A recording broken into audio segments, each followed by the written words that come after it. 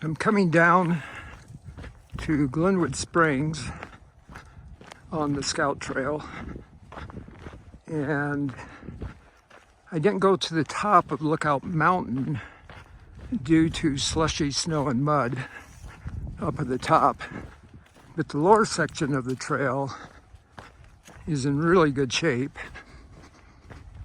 And I don't know if you could do the mountain bike loop on the Scout Trail where you go up Red Canyon, go up the road, then you take the four-wheel drive road to Hubbard Cave, and then you cut off on the Scout Trail, which is actually pretty well marked now. It used to not be marked very well. It's a really good loop. Mountain bikers that are pretty fit can do it in about 2 hours and 10 minutes or so. But I would guess there's snow on the trail along the Glenwood Canyon rim, especially on some of the curves and gullies. So you'd probably be walking. So I would allocate 3 to 4 hours to do the loop now.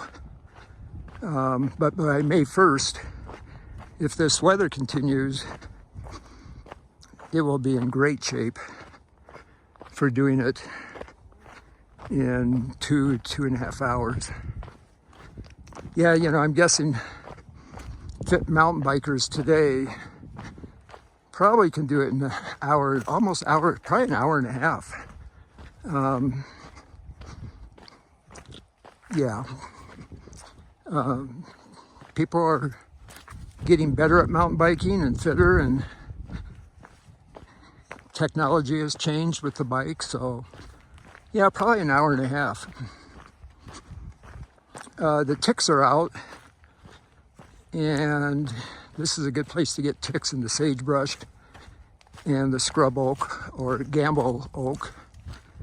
I'm not sure if we call it gamble oak anymore, after the naturalist John Gamble. I think it was John Gamble in the 1860s named it after himself, along with Gamble quail and a few other plants and animals. When he was showing his lack of understanding, or maybe he did understand but didn't care, that obviously indigenous peoples were here, had named the plants and animals and had names for them, and disregarding that, slapped his name on a lot of the flora and fauna in the western United States. I'll Google it and get my facts straight, and I'll put the information at the top of the video.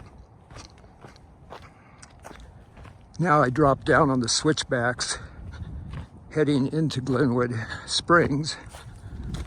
This trail comes out on 8th Street in Glenwood Springs.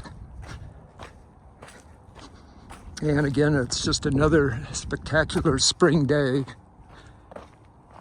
in Colorado.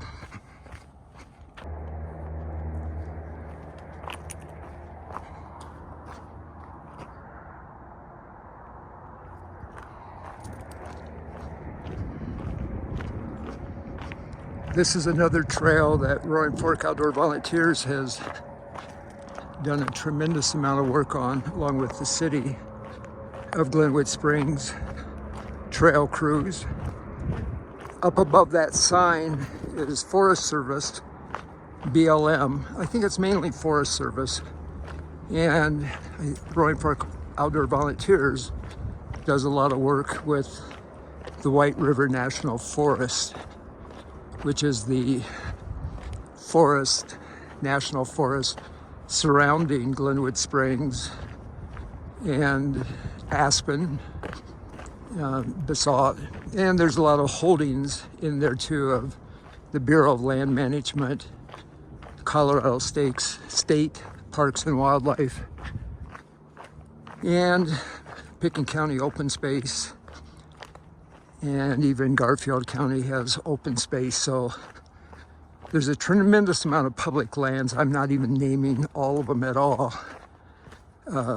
Even the cities have open space and trails. So there's an amazing amount of trail work that Roaring Fork Outdoor Volunteers does, along with other organizations that maintain the trails. I'm particularly fond of Roaring Fork Outdoor Volunteers because of volunteering with them in the past and the tremendous good and work that they do. And I actually used to work for Roaring Fork Outdoor Volunteers. But they have an incredible team now under the leadership of Becca Shield, and they're just doing awesome work. Whoa, I almost got caught. Vlogging. 3 young ladies came up with their puppies, and I was just talking away. They probably thought, what's up with that guy?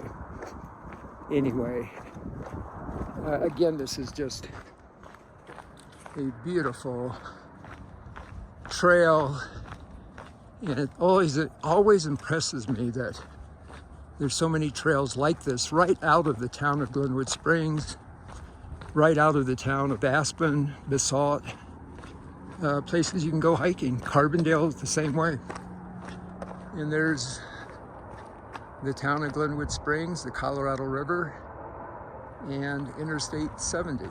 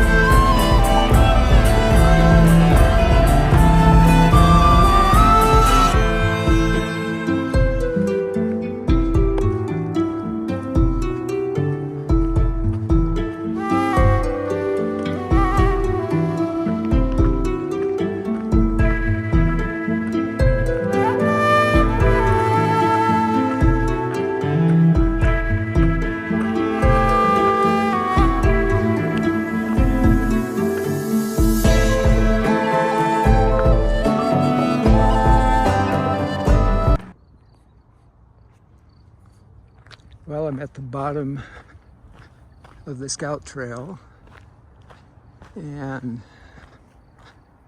these trees are still blossoming, which is awesome.